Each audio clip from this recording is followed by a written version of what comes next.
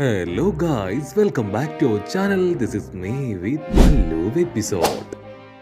എപ്പിസോഡിന്റെ opening സീനിൽ ഇപ്പൊ doctor വേഗോപ്പങ്ക് ആണെങ്കിൽ ആ വലിയ ആൻഷ്യൻ വെപ്പനെ കുറിച്ച് സംസാരിച്ചുകൊണ്ടിരിക്കുകയാണ്. അത് കേട്ട് ജനങ്ങളാണെങ്കിൽ ഇപ്പൊ പരസ്പരം മർമറയും ഈ ലോകം തന്നെ നശിപ്പിക്കാൻ കഴിയുന്ന ആൻഷ്യൻ വെപ്പൻ ഇപ്പോഴും ഈ ലോകത്തിന്റെ ഓരോ ഭാഗത്തുണ്ടെന്നാണോ ഇയാൾ പറയുന്നത്. മാത്രമല്ല 800 വർഷങ്ങൾക്ക് മുൻപ് തുടങ്ങിയ ആ വാർ അങ്ങനെ ഇപ്പോഴും നീണ്ടു നിൽക്കും. ഇങ്ങനൊരു വാർ കണ്ടിന്യൂ ചെയ്യുന്നതായിട്ട് ആരും ഇതുവരെ എവിടെയും പറഞ്ഞതായിട്ട് നമുക്ക് ആർക്കും അറിയില്ല.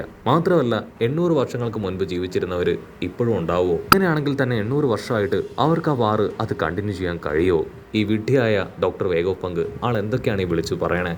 വാക്കുകൾ അത് ശരിക്കും വിശ്വാസയോഗ്യമല്ല എന്ന് പറഞ്ഞ് അവരെല്ലാവരും ഇപ്പോൾ ഡോക്ടർ വേഗോപ്പങ്കിനെ തള്ളി പറയാനായിട്ട് തുടങ്ങും. അപ്പൊ ദൂരത്തായിട്ട് ഈമോ അവൻ അവിടേക്ക് കടന്നു വരികയാണ്. ഈമോ ആണെങ്കിൽ വിവിയുടെ ഫോട്ടോ അതങ്ങനെ വലുതാക്കി അതിലേക്ക് തന്നെ നോക്കുകയാണ്. അതേസമയം ഇപ്പൊ വിവിയുടെ നാട്ടില് അവളെ കാണാനില്ല എന്ന് പറഞ്ഞ് ജനങ്ങളെല്ലാവരും ഒരുപാട് ദുഃഖത്തില് അവളുടെ ഫോട്ടോ അത് ഓരോ ഭാഗത്തും പതിപ്പിച്ച് അവളെ കുറിച്ച് അന്വേഷിച്ചുകൊണ്ടിരിക്കുകയാണ്. ഓൾറെഡി വിവിക്ക് അവളുടെ പപ്പയെ നഷ്ടപ്പെട്ടു. സോ ഇപ്പൊ അവളെയും ആ ഒരു ഗ്രാമത്തിന് നഷ്ടപ്പെട്ടിരിക്കുകയാണ്. കട്ട് ചെയ്ത ഡോക്ടർ വേഗോപ്പങ്ക് ആണെങ്കിൽ എല്ലാവരും മാപ്പ് പറയും.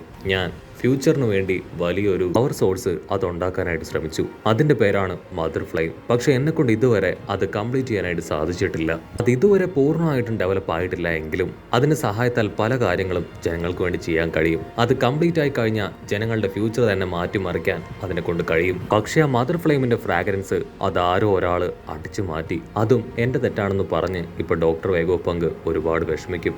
ഇവിടെ നേവിക്കാരാണെങ്കിൽ ഒരുപാട് പരുക്കുകൾ പറ്റി താഴേക്ക് വന്ന് വീണ സൈബർ ബോൾ ആൾക്കാരെ അവരെ പ്രൊട്ടക്ട് ചെയ്യാനായിട്ട് അവിടേക്ക് ഓടി അടുക്കുകയാണ്. പക്ഷെ അവരെ കൊണ്ടാണെങ്കിൽ അതിന്റെ അടുത്തേക്ക് പോകാനായിട്ട് കഴിയുന്നില്ല. കാരണം ചുറ്റും നല്ല ഫോഴ്സിൽ തീ അങ്ങനെ കത്തി പടർന്നുകൊണ്ടിരിക്കുകയാണ്. ഇവിടെ സ്റ്റസി ആണെങ്കിൽ ആ വലിയ ശബ്ദം കേട്ട് എഡിസനോട് ചോദിക്കും, എന്താണ് സംഭവിക്കുന്നത്? വലിയൊരു ശബ്ദം കേട്ടു ഈ ഐലാൻഡ് മുഴുവനായിട്ടും തകരാൻ പോവാണോ? എഡിസൺ ആണെങ്കിൽ ഓൾറെഡി തകർന്നു കിടക്കുകയാണ്. അവനും എന്താണ് സംഭവിക്കുന്നതെന്ന് മനസ്സിലാവില്ല. പക്ഷെ എഡിസൺ ആണെങ്കിൽ കഷ്ടപ്പെട്ട് ബുദ്ധിമുട്ടി പുറത്തേക്ക് അങ്ങനെ നോക്കുകയാണ്. അവന് കാര്യം മനസ്സിലാവും. ആ ഒരു കുതിര എൽഡർ അവൻ ആ ലാബ് തകർത്തപ്പോ അതങ്ങനെ താഴേക്ക് വീണ് ഒരുപാട് സൈബർ ഫോൾ ആളുകൾക്ക് പരിക്ക് പറ്റിയിരിക്കുകയാണെന്ന്. മാത്രമല്ല ആ ലാബ് തകർന്ന് താഴേക്ക് വീണ ശബ്ദമാണ് അവരെല്ലാവരും കേട്ടത്.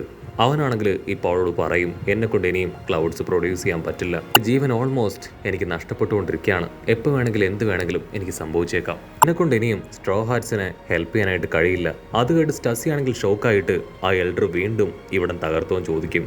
അതിനവൻ പറയും, അല്ല, മറ്റൊരു എൽഡർ ഇപ്പൊ ഇവിടം തകർത്തകത്തേക്ക് വന്നിരിക്കുകയാണ്. അത് വലിയൊരു വെല്ലുവിളി നമുക്കുണ്ടാക്കും. അവനാണെങ്കിൽ ഇപ്പോൾ റിക്വസ്റ്റ് ചെയ്യും, ഇനി നീ ഇവിടെ നിൽക്കാനായിട്ട് പാടില്ല.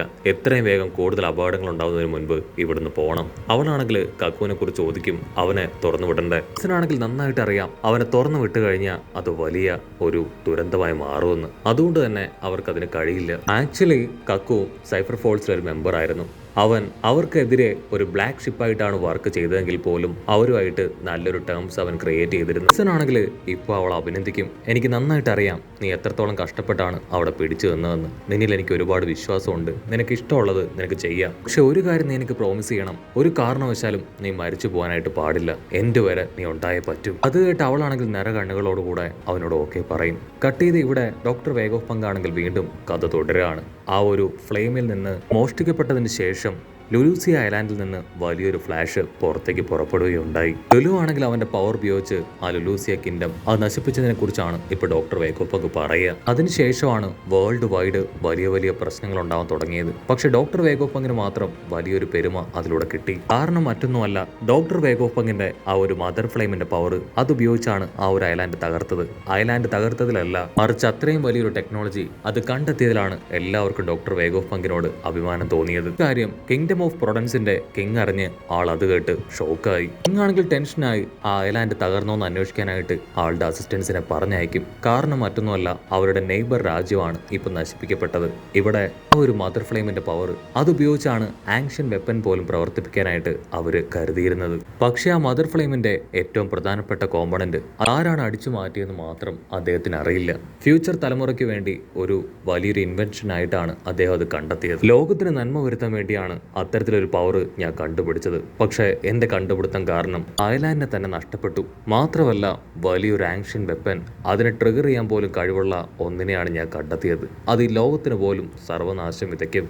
അദ്ദേഹത്തിന്റെ വാക്കുകൾ കേട്ടവരെല്ലാവരും ഇപ്പൊ അദ്ദേഹത്തെ കുറ്റപ്പെടുത്തില്ല. അത് നിങ്ങളുടെ തെറ്റല്ല, അത് മോശമായിട്ട് ഉപയോഗിച്ചത് മറ്റുള്ളവരാണ്. ഇവിടെ മൊമന്റോസ്കി ആണെങ്കിൽ ഷോക്കായി. അദ്ദേഹം പറയുന്നത് പ്ലൂട്ടോണിനെ കുറിച്ചല്ലേ ചോദിക്കും. അത് കേട്ട് കിങ് ആണെങ്കിൽ അവന്റെ തലയ്ക്ക് കിഴക്കും. നീ ഈ കാര്യം വിളിച്ചു പറഞ്ഞ് അതെല്ലാവരും അറിയിക്കാനായിട്ട് പാടില്ല. ആക്ച്വലി ആ ഒരു ആൻഷ്യൻ വെപ്പൻ ഫ്യൂച്ചറിലേക്ക് കൊണ്ടുവന്നത് ജോയ് ബോയ് ആണ്. ഫ്യൂച്ചറിൽ പോസിറ്റീവായിട്ടുള്ള എന്തെങ്കിലും ചില കാര്യങ്ങൾ നടത്താനാണ് അത്തരത്തിൽ അത് ഇവിടേക്ക് കൊണ്ടുവന്നത്. പക്ഷേ അതിപ്പോൾ എല്ലാവരും അറിഞ്ഞിരിക്കുകയാണ്. അത് തെറ്റായ ആൾക്കാരുടെ കയ്യിൽ കിട്ടിയാൽ തീർച്ചയായിട്ടും അത് തെറ്റായ രീതിയിലായിരിക്കും ഉപയോഗിക്കുക. ജനങ്ങളെല്ലാവരും ഇപ്പോൾ ജോയ് ബോയെ കുറ്റപ്പെടുത്താനായിട്ട് തുടങ്ങും. അവനാണ് ഈ വിട്ടുതരെല്ലാം ചെയ്തു കൂട്ടിയത്. അവൻ അന്ന് തന്നെ ആ ഒരു ആൻഷ്യൻ വെപ്പൻ നശിപ്പിക്കാമായിരുന്നു. അവൻ നന്മയ്ക്ക് വേണ്ടി ഫ്യൂച്ചറിലേക്ക് കൊടുത്തുവിട്ട ആൻഷ്യൻ വെപ്പൻ അതിപ്പോൾ ഈ ലോകത്ത് തന്നെ നശിപ്പിക്കാനായിട്ട് പോവുകയാണ്. ഇത്തരത്തിൽ വോയിഡ് സെഞ്ചുറിയിൽ നടന്ന ഒരുപാട് കാര്യങ്ങൾ ഇപ്പോഴും ഹൈഡാക്കി വെച്ചിരിക്കുകയാണ്. അതിലൊന്നാണ് ഈ ഒരു വേൾഡ് മുഴുവൻ വെള്ളത്തിൽ മുങ്ങിപ്പോകുന്നുള്ളത്. ബാക്കിയുള്ള സീക്രട്സും ചില ആൾക്കാർക്ക് നന്നായിട്ട് അറിയാം. അത് കേട്ട് അക്കൈനൊക്കെ ആണെങ്കിൽ ദേഷ്യം കൂടും. ഡോക്ടർ വേഗോഫ് പങ്ക്, നീ എല്ലാ കാര്യങ്ങളും ഇത്തരത്തിൽ ഛർദ്ദിച്ചാൽ അത് വലിയ കുഴപ്പമാവും. ഇനിയെങ്കിലും നീ ഒന്ന് മിണ്ടാതിരിക്കത്ത് പറയും. ആക്ച്വലി ആ വോയിഡ് സെഞ്ചുറിയിലെ എല്ലാ സീക്രട്സും അറിയാവുന്നത് മറ്റാർക്കും അല്ല, കിങ് ഓഫ് ദ പൈററ്റ്സ് ടീമിനാണ്.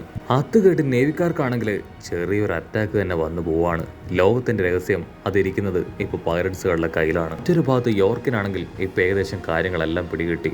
ആ ഒരു മദർ ഫ്ലെയിമിന്റെ ഫ്രാഗ്രൻസ് എന്തുകൊണ്ടാണ് അടിച്ചു മാറ്റിയതെന്നൊക്കെ മനസ്സിലാവും. ആക്ച്വലി ആ ഒരു ഫ്രാഗ്രൻസ് അത് അടിച്ചു മാറ്റിയത് ഞാനാണെന്ന് അറിഞ്ഞിട്ടും ഡോക്ടർ വേഗോഫ് പങ്ക് എന്തുകൊണ്ടായിരിക്കും അദ്ദേഹത്തെ കെട്ടിക്കിടുന്ന സമയത്ത് എന്നോട് അപ്രകാരം ചോദിച്ചത്? മാത്രമല്ല ലുലൂസിയ തകർന്നത് അതെങ്ങനെ ഇദ്ദേഹത്തിന് അറിയാം?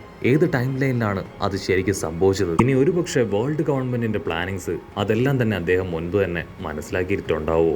അങ്ങനെ മനസ്സിലാക്കിയിട്ടുണ്ടെങ്കിൽ ഇപ്രകാരം അദ്ദേഹം പെരുമാറില്ല. മാത്രമല്ല വെറും ഒരു ചെറിയ ട്രാൻസ്പോർട്ടേഴ്സിന്റെ സഹായത്താൽ അദ്ദേഹത്തിന്റെ കാര്യങ്ങളെല്ലാം അദ്ദേഹം മുൻപോട്ട് കൊണ്ടുപോവുകയുമില്ലായിരുന്നു. കട്ട് ചെയ്ത ഇവിടെ ഒരു എൽഡറിനെ കാണിക്കും.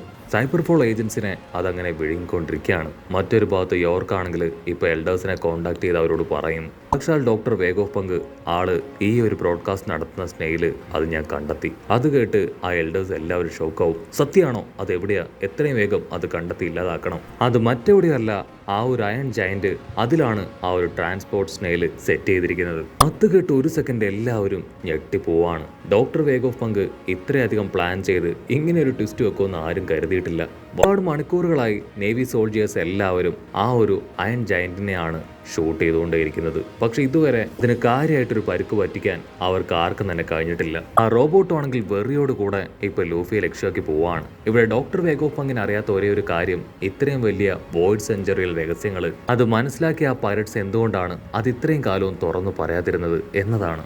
കട്ട് ചെയ്ത ഇവിടെ റെയിലിയെ കാണിക്കും. ആളാണെങ്കിൽ ഒരു ബാറിലിരുന്ന് നല്ല രീതിയിൽ കഴിച്ചുകൊണ്ടിരിക്കുകയാണ്. അറ്റൻഡർ ആണെങ്കിൽ ഇപ്പൊ അദ്ദേഹത്തോട് പറയും, നിങ്ങൾ വെറുതെ ഇങ്ങനെ ഡ്രിങ്ക്സ് കഴിച്ചുകൊണ്ടേ ഇരിക്കരുത്, അത് നിങ്ങളുടെ ഹെൽത്തിന് വളരെയധികം ദോഷം ചെയ്യിക്കും. പക്ഷെ റെയിലി ആണെങ്കിൽ അത് മൈൻഡ് ചെയ്യാതെ ഡോക്ടർ വേഗോഫ് പങ്കിനെ കുറ്റപ്പെടുത്തുകയാണ്. നീ എന്തിനാണ് ഈ സത്യങ്ങളെല്ലാം ഇപ്പോൾ വിളിച്ചു പറയുന്നത്? ഫ്യൂച്ചറിൽ പുതുതലമുറ അവർ കണ്ടെത്തേണ്ട കാര്യങ്ങളാണ് നീ ഇപ്പോൾ വിളിച്ചു പറഞ്ഞുകൊണ്ടേയിരിക്കുന്നത്. നീ ചെയ്യുന്നത് വലിയ തെറ്റാണ്. ഫ്യൂച്ചറിൽ നടക്കാൻ പോകുന്ന ഫണ്ണും എന്റർടൈൻമെന്റും അതൊറ്റയടിക്ക് നീ അവസാനിപ്പിച്ചെന്ന് പറഞ്ഞ് റെയിലി ആണെങ്കിൽ ഹായ് ആയിട്ട് അവിടെ കിടക്കുന്നതോടുകൂടെ ഈ ഒരു എപ്പിസോഡും അവസാനിക്കുന്നു.